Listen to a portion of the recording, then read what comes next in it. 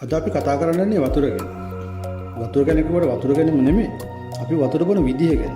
ඒක නම් එච්චර ලොකු දෙයක් නෙමෙයි කියලා හිතන්න පුළුවන්. එහෙනම් අපි බලමු ඒක එච්චර ලොකු දෙයක් වෙන්නේ කොහොමද කියලා. අපිට හැදෙන ලෙඩ රෝග ගැන බලනකොට ඒවට මේ වතුර කියන්නේ ලොකු සාධකයක් වෙනවා. ඒ සමහර විට ඔයා තාමත් දන්නේ නැතුව ඇති මේ රෝග වලට අපි ගොදුරු වෙන්නේ වතුර අඩුවෙන් බීමෙන්වත් වතුර වැඩියෙන් බීමෙන්වත් නෙවෙයි අපි වතුර බොන විදිහෙන් කියලා. ඉතින් මේ වීඩියෝ එක ඉවරනකම් බැලුවොත් ඔයාට තේරෙයි වතුර බොනකොට අපි කොච්චර වැරදි කරලා තියෙනවද කියලා. ලෙඩ රෝග වළක්වා ගැනීමට නම් නිවැරදිව වතුර බොන්නේ කොහොමද කියලා. එහෙනම් අපි යමු වීඩියෝ එකට.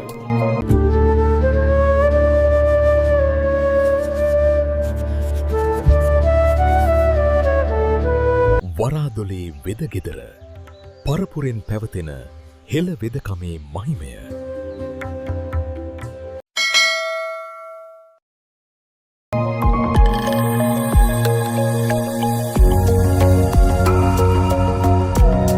අපේ ශරීරයේ තුනෙන් දෙකක්ම සෑදී තිබෙන්නේ ජලයෙන් වන බැවින් ඉන්ද්‍රියයන්ගේ නිසි ක්‍රියාකාරීත්වයට ප්‍රමාණවත් ජලයක් අත්‍යවශ්‍ය වෙනවා. ඔබට හොඳ සෞඛ්‍ය සම්පන්න ජීවිතයක් භුක්ති විඳීමට නම් ස්වභාවිකවම අපට ලැබෙන ජලය කෙරෙහි වැඩි අවධානයක් යොමු කළ යුතුම වෙනවා. ඒත් අපි දකිනවා ගොඩක් අය ජලය පානය කිරීමට තරම් වැදගත්කමක් නොදක්වනවා වගේම ජලය පානය කළත් එය නිවැරදි ආකාරයටම සිදු නොකිරීම. බොහොමයක් සෞඛ්‍ය ගැටලු වලට මඟ පෑදීම සිදු කරන්නේ මෙන්න මේ හේතුව.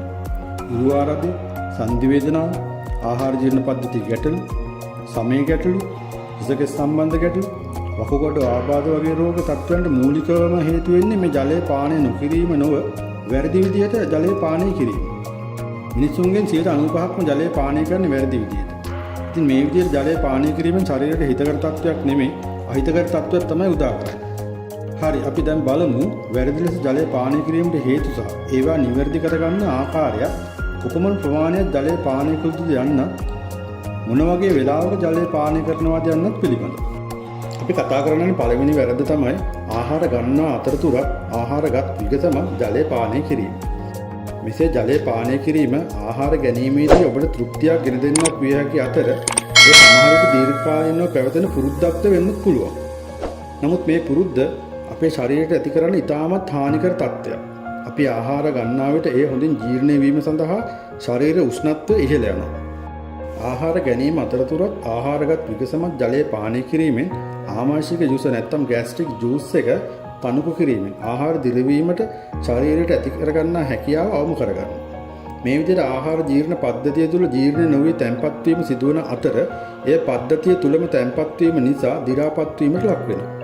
මෙසේ ආහාර දි รา පත් වන විට ශරීරයට ඒවායේ පෝෂ්‍යදායී පදාර්ථ අවශෝෂණය කර ගැනීමට නොහැකි වෙනවා.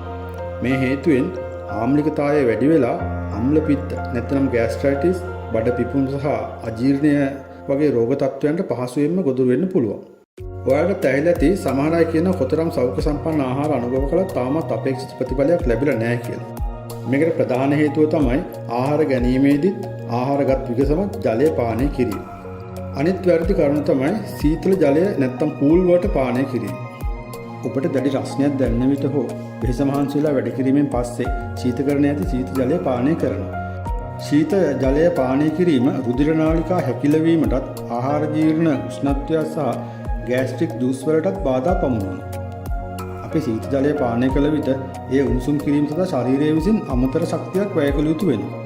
මේ හේතුවෙන් ආහාර ජීර්ණය කිරීමට වැය කරන ශක්තිය අඩු වීමටත් පුළුවන්. එනිසා සෑම විටම කාමර උෂ්ණත්වයේ පවතින හෝ මද උණුසුම් ජලය පානය කරන්න පුරුදු වෙන්න. එමගින් ආහාර ජීර්ණ ක්‍රියාවලිය පහසු වන අතර රුධිර සංසරණය පහසු කිරීමටත් දමනි පිරිසිදු තබා ගැනීමටත් හැකි වෙනවා. ඊළඟට අපි සිදු කරන වැරද්ද තමයි වතුර බීගෙන යන එක. මේකත් ඊටාම නරක පුරුද්දක්. මේ හේතුවෙන් ආමාශයට බලපෑම් ඇති වෙන්න පුළුවන්. අපේ කේටය ස්වභාවයෙන්ම ශාරීය වන අතර එය අපගේ ආමාශයේ සමතුලිතතාවය උදාසීන කරනවා. ජලය විශාල උගුරු වශයෙන් සහ ඉතා වේගවත්ව ගැනීමේදී ඒ කෙල සමග මිශ්‍ර වීමට ප්‍රමාණවත් කාලයක් ලැබෙන්නේ නැහැ. මේ හේතුවෙන් ගෑස්ට්‍රයිටිස් නැත්නම් අම්ල පිත්ත රෝග මෙන්ම ඒ ආශ්‍රිත වෙනත් රෝගයන් වලදීම ප්‍රවණතාවයත් වැඩි කරනවා. මේ නිසා ජලය පානය කිරීමේදී ටිකින් ටික සිමින් පානය කරන්න පුරුදු වෙන්න ඕන. අපි බලමු අපි වැඩි හිතන්නේ නැතුව සුලභව සිදු කරන තවත් වැරද්දක් ගැන. මේ වැරද්ද තමයි සිටගෙන සිට හෝ ඇවිදින විට හෝ දුවන විටදී ජලය පානය කිරීම. මේ විදිහට ජලය පානය කිරීමෙන් මොකද වෙන්නේ කියලා බලමු. මේ විදිහට ජලය පානය කිරීමේදී එම ජලය කෙලින්ම ආහාර ජීර්ණ පද්ධතියට ගලාගෙන යනවා. මේ නිසා අවශ්‍ය ජලය සහ පෝෂ්‍ය පදාර්ථ නිසි ලෙස අවශෝෂණය වීමක් සිදු වෙන්නේ නැහැ. මේ හේතුවෙන් විවිධ අපද්‍රව්‍යයන් අපගේ වකුගඩුවල සහ මුත්‍රාශයේ තැන්පත් වෙන්න පුළුවන්. මෙමගින් වකුගඩු රෝග, මුත්‍රාශය සම්බන්ධ රෝගවලට ඉක්මනින්ම ගොදුරු වීමේ හැකියාවක් පවතිනවා. අනිත් කාරණා තමයි වකුගඩු වලට ජලය පෙරාගත නොහැකි වීමෙන් මාංශ පේශි සහ ස්නායු පද්ධතිය ලිහිල් නොවන නිසා ස්නායු වලට තරල ඉක්මනට ජීර්ණය කරගත නොහැකි වෙනවා. මේ හේතුවෙන් තරල සමතුලිතතාවයට බාධාවක් නැති වෙලා එමගින් ආමවාත නැතිනම් ආතරයිටිස් වැනි රෝගාබාධ වලටත් ගොදුරු වීමේ හැකියාවක් පවතිනවා. ඔබට වාඩි වී විවේකීව ජලය පානය කිරීම සිදු කරන්නේ නම් වැඩි ප්‍රමාණයක් අවශෝෂණය කිරීමේ හැකියාවක් පවතිනවා. මේ නිසා මේ කරුණු ගැනත් විශේෂ අවධානයක් දෙන්න වග බලා ගන්න ඕනේ. මේවා සාමාන්‍යයෙන් දෛනික වැඩ රාජකාරී සමග ප්‍රායෝගිකව ක්‍රියාත්මක කිරීමට ඇතමෙකුට අපහසු වෙයි සිටින්න පුළුවන්.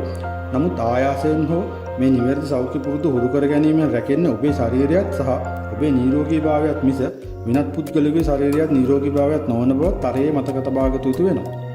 තවත් විශේෂම කරුණක් තමයි ගලා යන මාධ්‍යකින් ජලය පානය කිරීම. විශේෂයෙන් ටැප් එකකින් වගේ ජලය පානය කිරීම.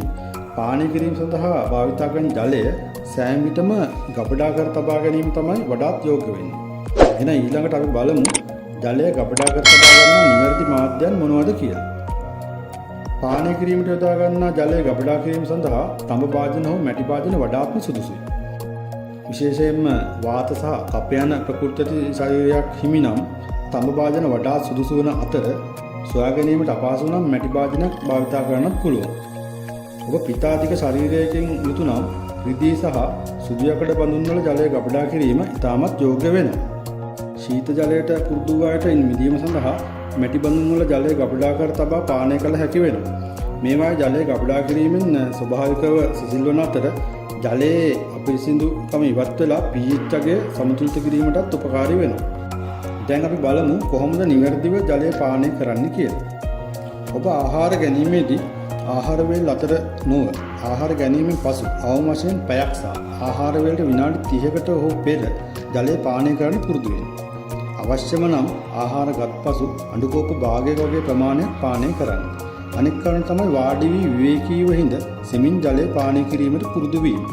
අපි පැලයකට වතුර දැම්මොත් දාන්නේ ටික ටික නේද? එහෙම දැම්මොත් තමයි ඒ වතුර වැඩි ප්‍රමාණයක් පැලයට උරා ගන්න. අපේ ශරීරයත් ඒ වගේම තමයි.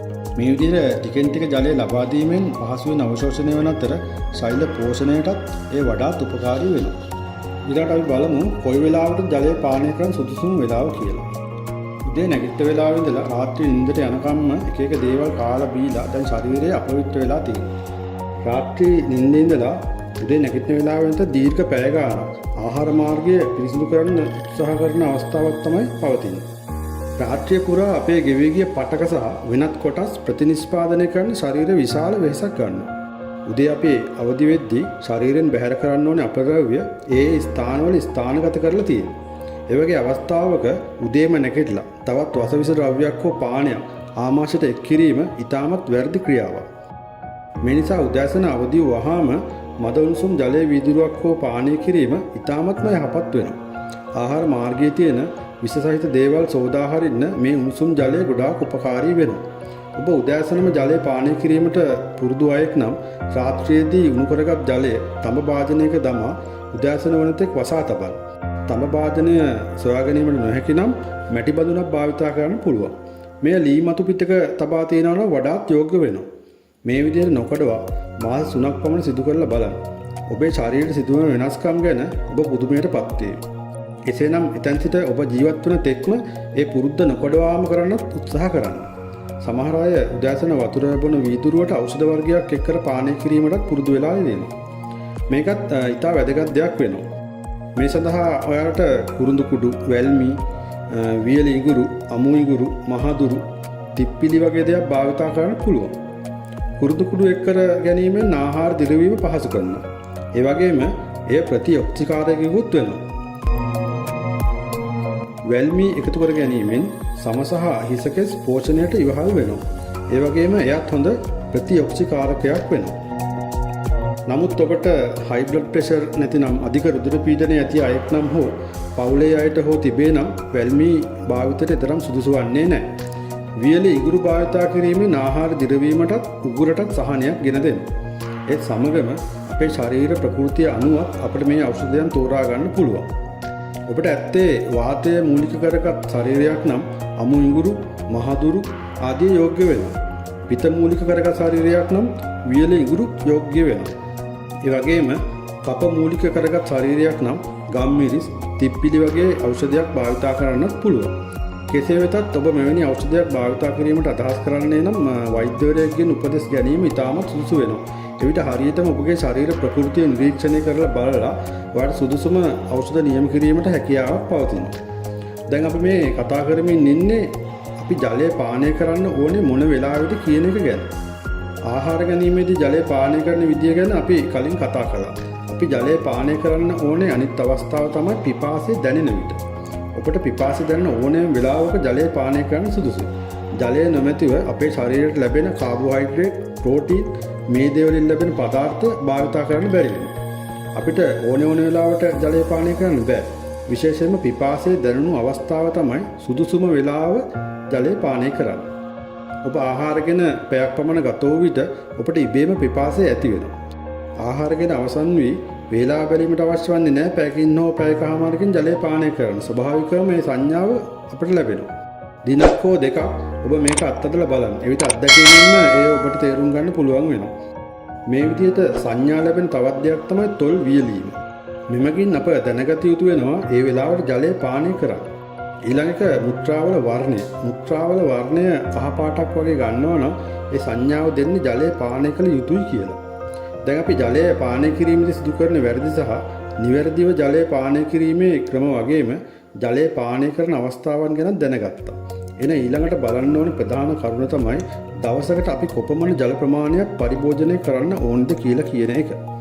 සාමාන්‍යයෙන් කියන්නේ දවසකට වතුර බෝතල් 6ක් බොන්නේ කියලා. ඒ කියන්නේ ලීටර් වලින් නම් ලීටර් 4මාරක් වම් නැත්නම් ගැලුම. ඉතින් එච්චර වතුර ප්‍රමාණයක් පුද්ගලයෙක් දිනකට පානය කරනවාද? මේ පිළිබඳවත් අප නිවැරදිව දැනගත යුතුම වෙනවා.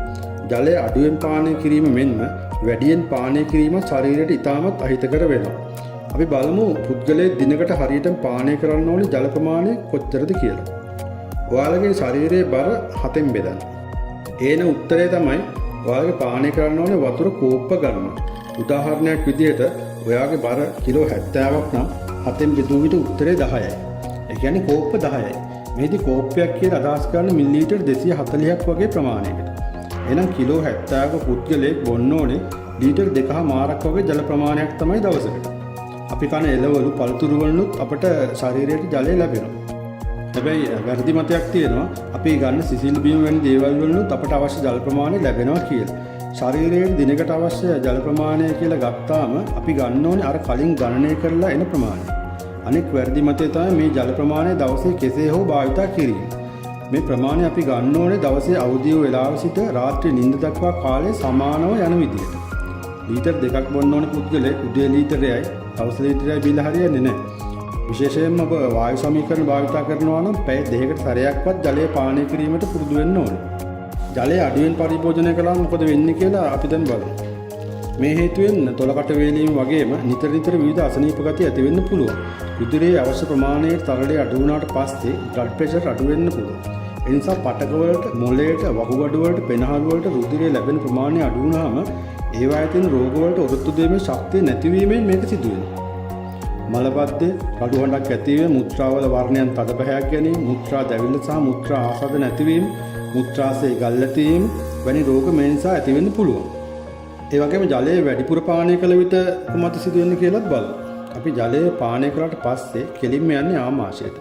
ආමාශයෙන් කුඩාන්ත්‍රය හා මහාන්ත්‍රය හරහා ජලය ගමන් කරද්දී විශේෂයෙන්ම මහාන්ත්‍ර ප්‍රදේශයේදී ලවණ කොටස් සමග මේ ජලය රුධිර පද්ධතිය අවශෝෂණය කරගන්නවා. ඊට පස්සේ මේ රුධිර පද්ධතියට ඇතුළු ජලයේ වැඩිපුර කොටස වකුගඩුව හරහා පෙරලා ඉවත් කරනවා. මේ සඳහා උදව් වෙන්නේ වෘක්කාණු. වෘක්කාණුවේ තියෙන බෝමන් කැප්සූල් එකට එකතු වෙලා තියෙන රුධිරයේ තරලයේ තියෙන ජලය සහ ලවණ කොටස් මේ හරහා පෙරී ගොස් මුත්‍රා මාර්ගය හරහා මුත්‍රාමගෙන් පිට වෙනවා. මුත්‍රාමගෙන් අයින් වෙලා මේ ද්‍රාවණය අඩංගු වෙනවා සෝඩියම් ලවණ, ක්ලෝරයිඩ් ලවණ සහ පොටෑසියම් ලවණ වගේ දේවල්. ඉතින් ඕනෑමට වඩා ජලය පානය කිරීමෙන් මේ සෝඩියම්, ක්ලෝරයිඩ්, පොටෑසියම් අයනයන් ඉවත් වීමක් සිද්ධ වෙනවා. මේ අයන ශරීරයට අත්‍යවශ්‍ය දේවල්. මේවා ඉවත් වීම ශරීරයට අහිතකර ලෙස බලපාන්න පුළුවන්. ජලය වුවත් ඕනෑවට වඩා වැඩියෙන් ගත්තොත් ඒට ශරීරයට විසක් වෙන්න පුළුවන්. ශරීරයෙන් පිටතට යන දෙයක්වත් නිසි නියාමනයකින් තොරව දෙන්න හොඳ නැහැ. ඕනෑම දෙයක් ඕනෑවට වඩා හොඳ නැහැ කියලා කියන එක මේකටත් අදාළ වෙනවා. ජලය වැඩිපුර පානය කිරීමෙන් නිතර මුත්‍රා පිට කිරීමට සිදුවීම, හිස රද, කරකැවිල්ල, උදේට ඇස් ඉදිමීම, අධික රුධිර පීඩන ඉහළ යාම වගේ තත්ත්වයන් නැතිවීම වගේ රෝගාබාධත් සෑදෙන්න පුළුවන්. දැන් ඔයාලට බලන්න පුළුවන් මේ කිව්ව ඒවායින් මේ දක්වා ඔයාලා කළ වැරදි ක්‍රියාවලුත් ඔයාලා කරපු නිවැරදි ක්‍රියාවලුත් මොනවද කියලා. ජලය කියන්නේ ස්වභාවිකවම අපිට ලැබෙන මිල කළ නොහැකි ඖෂධයක්. ජලයට සම කරන්න පුළුවන් වෙනත් ආදේශක නැහැ. අපේ ශරීරයේ පවතින බොහොමයක් සෞඛ්‍ය ගැටලු වලට ජලයේ කෝකටත් තෛලය වගේ භාවිතා කරන්න පුළුවන් වෙනවා. අවශ්‍ය වෙන්නේ නිවැරදි ප්‍රමාණය, නිවැරදි විදිහට, නිවැරදි ආකාරයෙන් භාවිතා කිරීම. ඉතින් මේ වීඩියෝ එක බලලා යමක් හිතට ගත්තා නම් මේ දැන් ඉඳලම ඒක ක්‍රියාත්මක කරන්න. පුළුවන් තැනින් පටන් ගන්න. අපේ ශරීර සෞඛ්‍ය හැම විටම නිරෝගීව තබා ගැනීමට උත්සාහ කරන්න ඕනේ.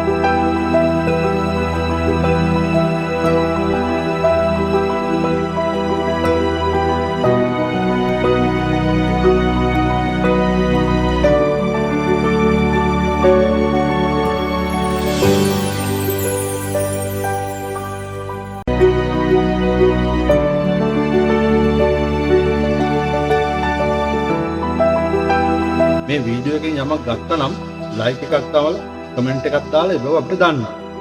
මිතුරන්ටත් මේක බලා ගන්න පුළුවන් වෙන ෂෙයා කරන්නත් අපිව සබ්ස්ක්‍රයිබ් කරන්නත් අමතක කරන්න එපා. තෙරුවන් සරණයි.